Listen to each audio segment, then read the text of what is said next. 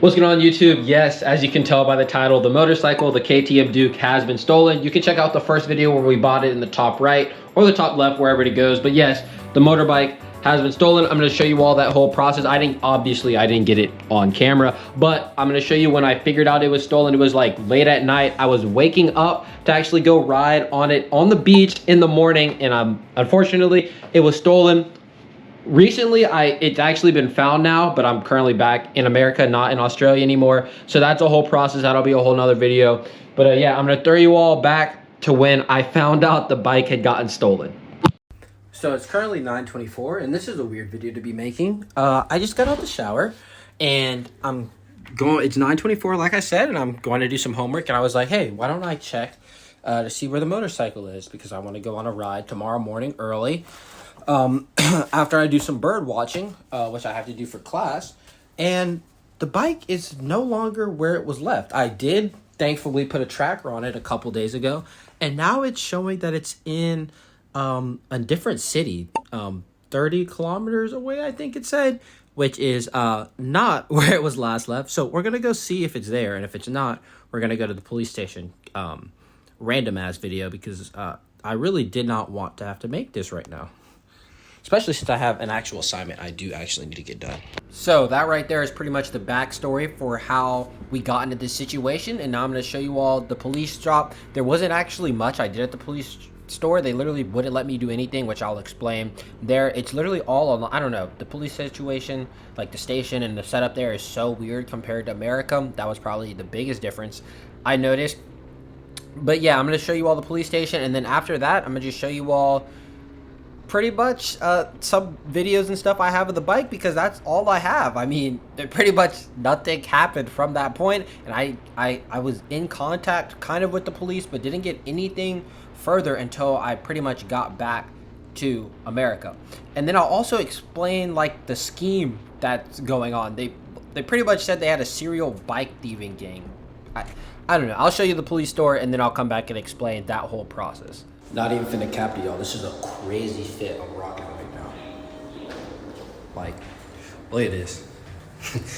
Bro, I'm about to go to sleep. Like, this is what I'm wearing to sleep, so I just had to grab some random clothes. But we're finna see if the bike is there, and then if it's not, obviously head to the police station, because that's the only thing we can do. Hopefully get them to help us go retrieve it.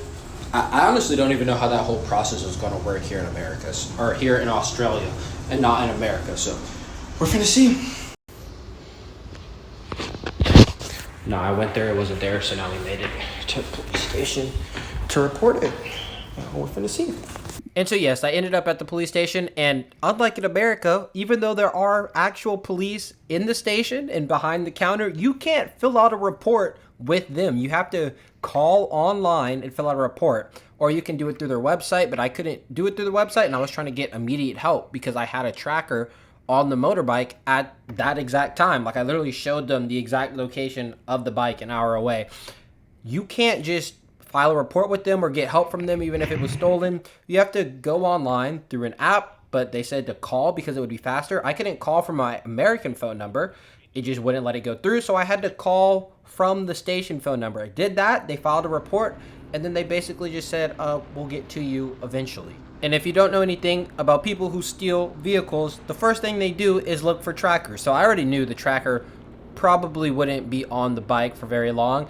The other thing they do is they change everything about the bike, so it's not like they won't be able, the person whose bike it is, they won't be able to find it, and police won't be able to find it, which is why I was trying to get help from the police at the station at that moment, because I knew exactly where it was. I literally saw the tracker being driven while I was at the police station. So it's been reported. I wasn't even able to actually do it at the police station. I had to do it online. Weird. But got it reported. And they said they're going to send an officer there. They had me like put in all this information and stuff. I sent screenshots of where it's been being held. So we're going to see if something happens. If it doesn't in like the next 2 days, or like tomorrow morning, I'll give them a call and see if they retrieved it, and then send them the location that it's at. And if it isn't retrieved by then I'll probably just take an Uber there and go get it myself, because there's no way.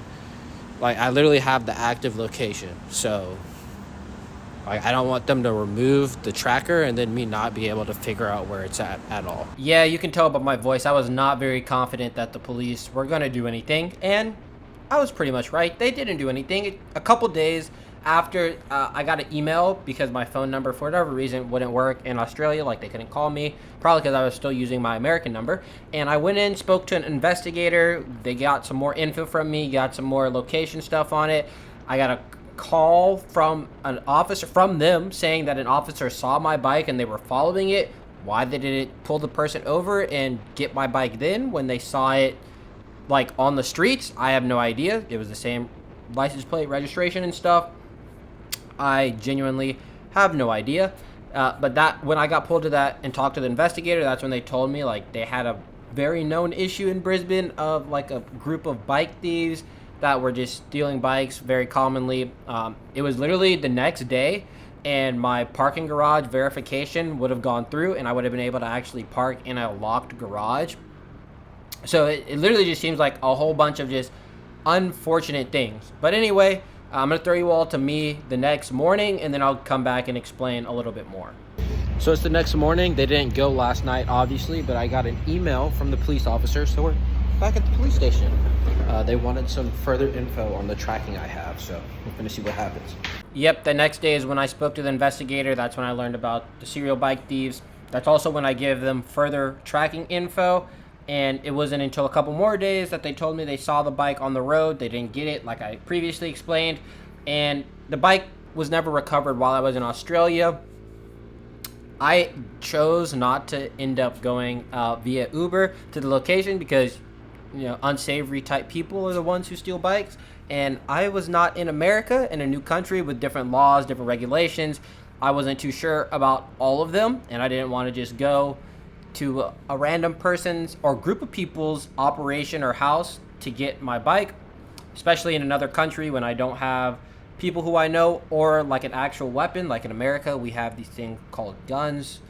They don't have those in Australia, really. So, yeah, I chose not to go and just personally retrieve the bike. And so it was stolen.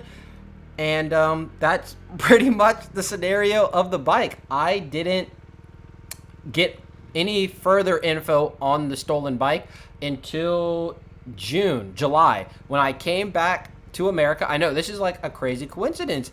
I came back to America, and couple days after I was back, I got an email saying, oh, your bike's been recovered from the police force.